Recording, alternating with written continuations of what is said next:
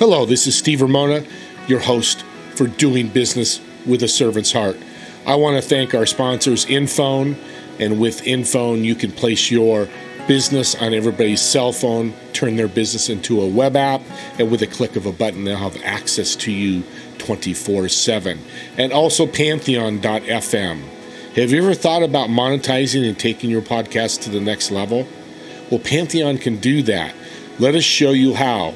Reach out to Steve Ramona, the host, at inphone.co/SR1, and I will go over with you how you can make your podcast really stand out. Let's enjoy the show. Thanks again, everybody.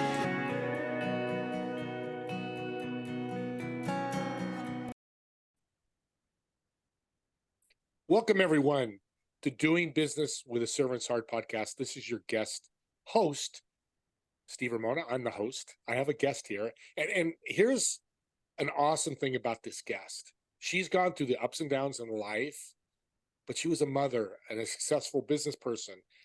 But you know what the powerful thing is? She cares. She's a servant. And that's why I'm so excited to have her on the show. Jenn, welcome to the show. Steve, I am so excited to be here. So thank you so much. Well, I am too. You've done so much, but let's get into the college days like we talked about before the show.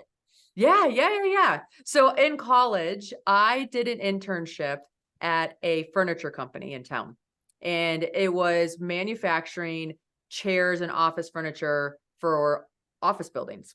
And we could not manufacture chairs fast enough. So I did an internship for their temporary labor line, and we had 200 people that we were begging to come in, first shift, second shift. We didn't even run a third shift because the shifts were so long and the machines had to reset. And we would beg these people to come in, like, hey, can you work this weekend? Can you stay longer? Can you come in earlier? Can you do whatever? And they would, right? They'd give up their life to come in for this job because everybody wanted to eventually become a permanent employee of the company. And this is how the company brought in people. Well, I was in college when Y2K happened. So all of a sudden that happened. And I get a call from my person at the company, and they're like, hey, you need to let go 200 people. I'm like, what? He was like, we're cutting all of our temporary labor. All the chair orders halted. We have nothing to produce. We have backed up stuff. We need to cut everybody. I'm like, no. I've been begging these people to come in. Are you sure? And they said, yes. Now, for some reason, I do not know to this day why I did not quit, but I stayed. And I worked with this other lady, and we together let 200 people go, and each one individually, and they'd come in and they'd cry, and they'd be like, but I did this and I did that, and how am I going to feed my family? And I gave up this event so that I could be here for you last time. And it was the worst experience I've ever had in my life on one level. And on the other level, it reminded me, like, I will never work for somebody. Like, I knew after that, I'm a person that goes 110% on anything that I do, that I wouldn't be able to go into an office one day, give them everything I had, knowing that somebody that didn't know me, that made some decision, could cut me and I'd be done forever. Wow. It was crazy. It's crazy. And it reminds me of that George Clooney movie, It's Something Flight. I'm sure the audience will remember. Same thing. He was flying from business to business. His job was to let people go. So kind of have a vibe of what you were doing, how hard it is, but what a great lesson you learned. Yeah. I mean, I'm grateful for the lesson, but it was terrible. So then I go back to college. I have a friend that's a year ahead of me, and he's like, Jenn, I just got a job as a financial advisor. You should be one. They make really good money. He's like, they'll hire you today if you want to interview. So I'm like, okay, I'm going to go interview. So I go interview. I don't ask any questions. I have no experience in interviewing whatsoever. I don't know what and they hire me. And so I'm excited because I have nothing to base it off of. I call my parents. I'm like, hey, I got offered this job. I just need to graduate early. I'm going to go talk to school. My parents said, okay, listen, if you take that job, you can, but you're not allowed to quit. So for the next year, you have to stay at that job because you're too young, and it's going to look bad if you leave this job. I'm like, well, I'm not going to quit. I just got the job. Like, what are you talking about? So I went to the school, counselor guy, and I'm like, hey, listen, I got this job. He's like, yes, you just need to do these things and you'll be able to graduate. You have plenty of credits. And so I said, okay, fine. So I graduated a year early. I go to this job on my first day and I'm like all excited. Hi, I'm Jenn. I'm the new financial advisor. They're like, hey, Jenn, here's your like little spot on this table. There's a phone and there's a phone book. And like, just sit in here for a little bit and you'll start listening and you'll figure it out. I'm like, no, I'm the financial advisor. That I didn't sign up to be a call center person. And they're like, sweetheart, it's the same thing. I'm like, what? Wow. Oh my God, it was so bad. The first 3 weeks of this job, I went home every day bawling my eyes out. I'm like, I've never heard no so many times in my life. This is insane. Wow. It was terrible. It was so bad. And I was afraid of my parents. My kids are not afraid of me. I wish they were. I was afraid of my parents. I'm like, I can't quit. My mom and dad would kill me. Like, I have to stay. I even called my college. Like, do you think I could get back in? Like, I think I should stay longer. And they're like, honey, we graduated you. You're not registered. You'd have to do all this stuff to come back in. I was like, oh my gosh, what did I get into? And it's a lesson that I think all of us, like, there's a bittersweetness to this. One, interview better. Okay. Like, just interview better. You're interviewing just as much as they're interviewing you. And then two, there was a benefit to the fact that, like, commit to the commitment. So I made a commitment that I was staying there for 365 days. And I will tell you, I had it marked on my calendar when I was allowed to quit. But I knew that since I had to stay there was no energy that I could put into leaving it right now. All my energy had to be put into, how do I make this the best thing it possibly can be? Because I'm here for a year.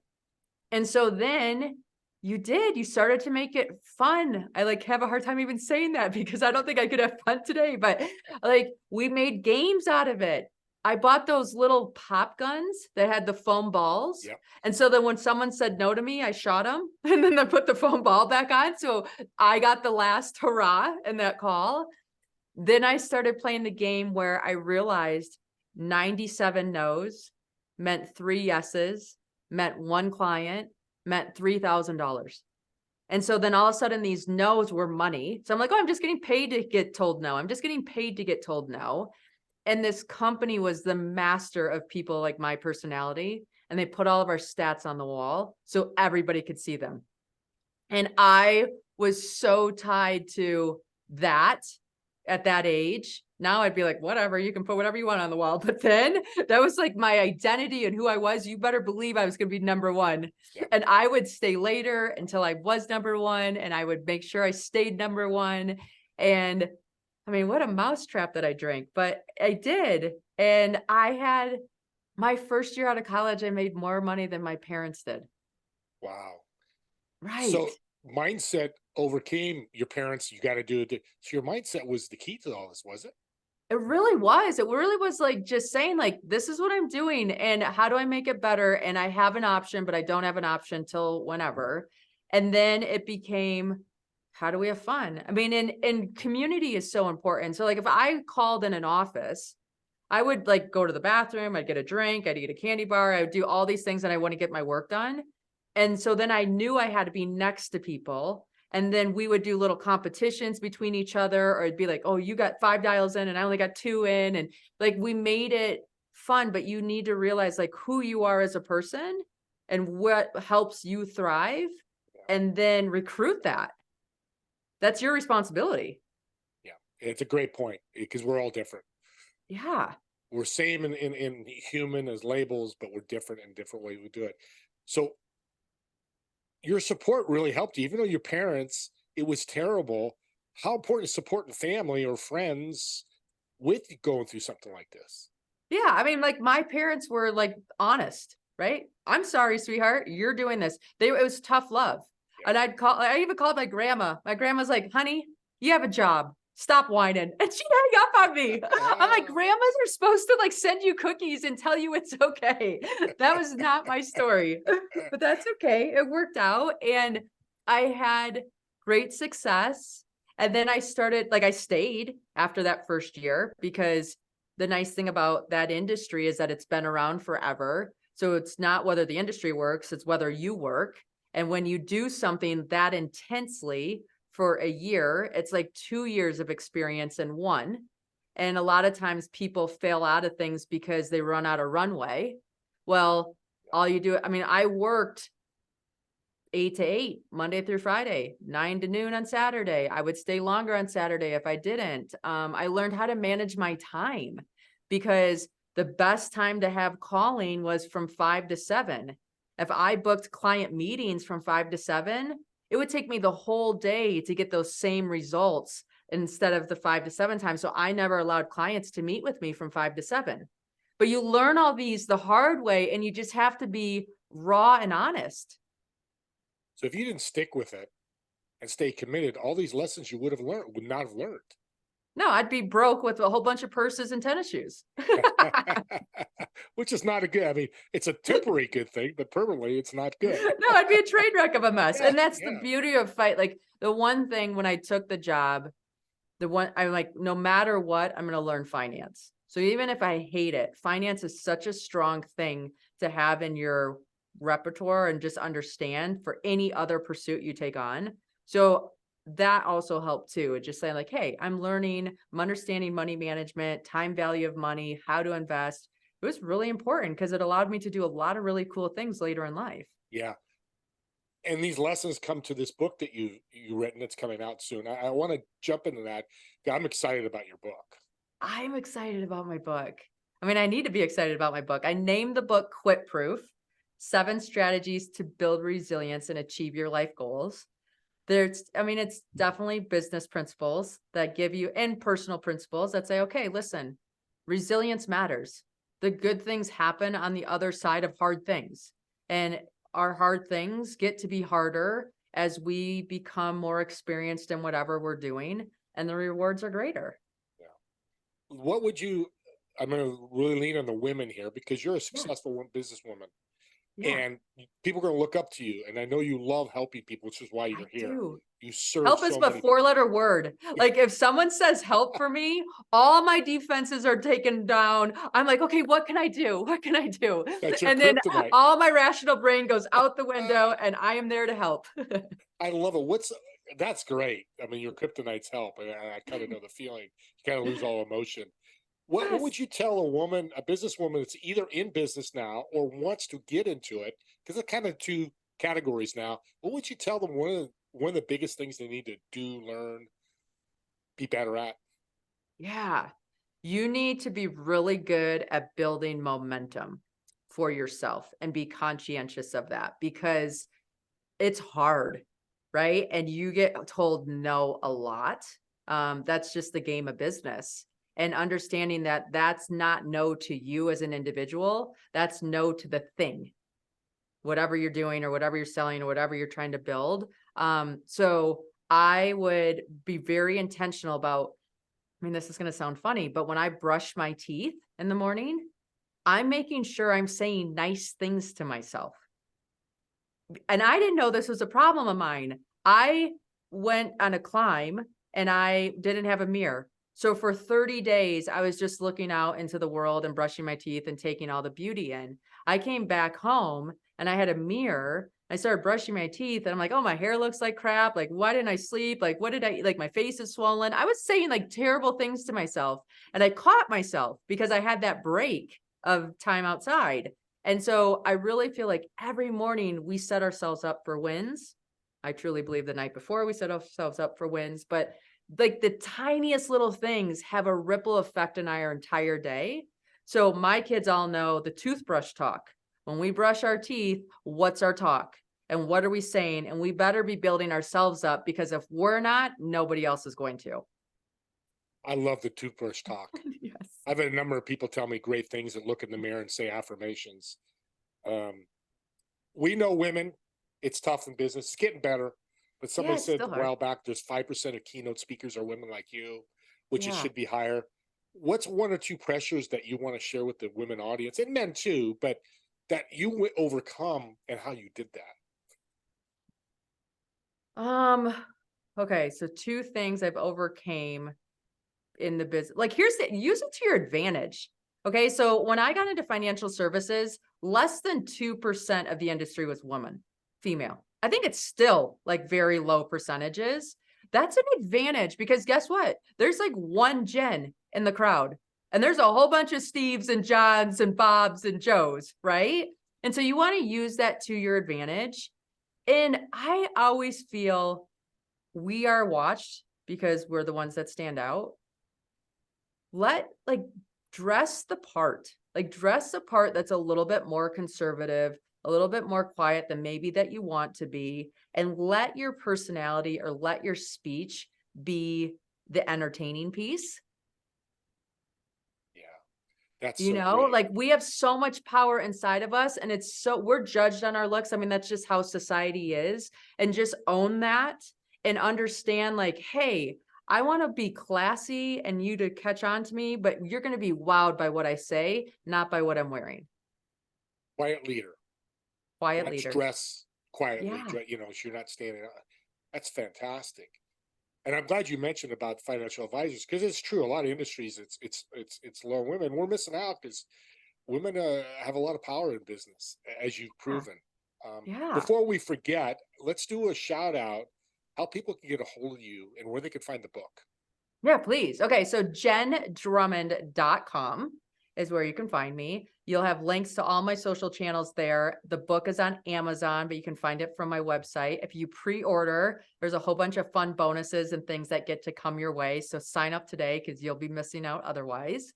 And reach out. I am so pro female cheerleader. Let's make this happen. I'm here to help. I love it when people connect. Well, and we've been meeting regularly because we're part of a mastermind, and I love meeting Yes. with you. I'm going to do something because I really love what you're doing. Is the first 4 people that reach out to you, Jen, an audience, mention the podcast or my name, I'll send you a $20 Amazon gift card via email. So just mention to her, hey, I heard about you on the podcast. Hopefully you watch this podcast. But if you hear about it, watch part of it, just mention to Jen, and I hope you go buy her book. Do what you want with it. It's your $20, but I want to put my servant money where my mouth is. That's what I call it. I want to support you, and it's a small way that I can. And of course, doing this podcast. And we got few minutes left. Let's get a little deeper into the book, what you're trying to accomplish with that. Yeah. So, the lessons in the book are just lessons that I've learned in life. We spend a lot of time in society about gratitude. I actually had a grump dump. So I came back from a climb, and the book talks about me setting a world record and some of the climbing details. And one of the climbs didn't go as I wanted. And so I had so many yucky feelings inside of me that I had to get them all out. So I spent a night in a hotel, wrote everything terrible down to the scratchy toilet paper and all the stuff. And once I got it all out on paper, I could look at it and say, okay, here's legit things that I need to be concerned about. Here's stuff that just piled up and it's like little paper cuts that really don't matter, but they did in the circumstance because I want to get all the yucky feelings out. When you can do a grump dump, then it's so much easier to flip into gratitude later. But if we ignore some of these things in us and just pretend they don't exist, that's not serving us. So I talk about a grump dump and how that actually helped me climb the mountain again, make more possible, and do some different things.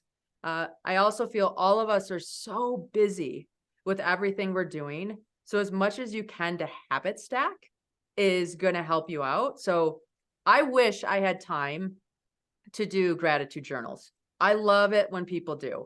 I don't. But then one day I realized I live by a red light. I'm on the short side, so I get the red light 90% of the time. And I'm always grumpy when I hit that red light. Why would I be grumpy? The light doesn't care, only I care. And then one day the aha moment happened. I said, okay, this red light is my gratitude light. So now whenever I hit it right, everybody in the car lists things that they're grateful for. And then when it turns green, on we go. And now it can get to the point where it's like, oh man, we didn't hit the red light. We got the green light. We'll have to do gratitude later. But there's things that you hear in the world that you're like, oh, I wish I could do that. And maybe it doesn't look just like what everybody else is doing. Maybe you don't have a gratitude journal, but maybe you can have a gratitude red light. And so think about things and think about what you're currently doing and how you can turn things that are red lights into something that's positive. That's so powerful because that's such a negative. You're turning negatives into positives all day here. Yeah. Why are you doing I that? really try to break the negative momentum and then try to spin some positive and go from there. Why? Because that's where I live in my happy space. When I'm in a negative space, it starts to put me in a spot that you don't want to know that, Jen. And I don't really like being that Jen. And everybody in the audience and me listening, we don't want to be that person. Right. Right. So, God, that's interesting. How's that helping business? I know you're going to have a great answer for this, but we hit our red light in business. Yeah, be grateful for the red light because I truly feel there's a reason why that deal didn't work out. There's a lesson to be had there. There's something that the universe has in store for you that you don't quite see. Every time I have failed or had an obstacle that slowed me down or caused me to pivot or take another direction, it was horrible in the moment. But now when I can look back on those things, I'm like, oh my gosh, that would happen for me. That didn't happen to me. It might have felt like it happened to me, but look what happened now that this other thing showed up in my life. And it wouldn't have showed up if things worked out the way that I thought they should have. Yeah. I don't ask this question much, but it really fits you. So what would you tell 10-year-old Jenn? What you know today, what will you tell her at 10 years old? Yeah, I would tell her to have more fun. I'm like a fun person now, but for the longest time in my life, I was so strict and so hard on myself and so like, I need to be this or do this or achieve that to have love. We're loved the entire time. There's nothing you need to do except breathe and you're love. And I set it as an if then thing for a long part of my life. And ever since my accident, it's shifted me. And I'm like, it's always here. If I'm not feeling it, it's me cutting myself off from the source, not the source cutting off from me. Big question from all this then, and we're Yeah. going to end with this is, can anybody do this? It's all of us.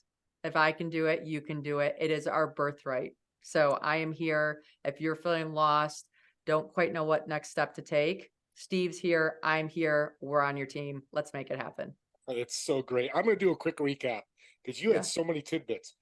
Red light, gratitude, habit stack, grump dump, momentum, toothbrush talk.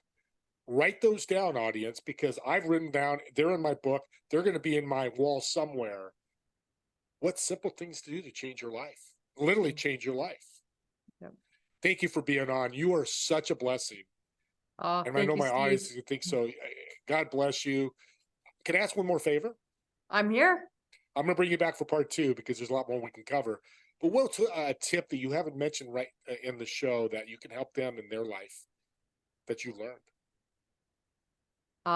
Own your awesome. We have not talked about that a lot, but own your awesome. The things that you desire are special to you based on your perspective, your lenses, your experiences. And so if something comes up and it's like, oh, I'm interested in that, follow that. Like have the courage to get curious because that's unique to you. And the more that we all step into our own awesome, the bathwater raises for all of us.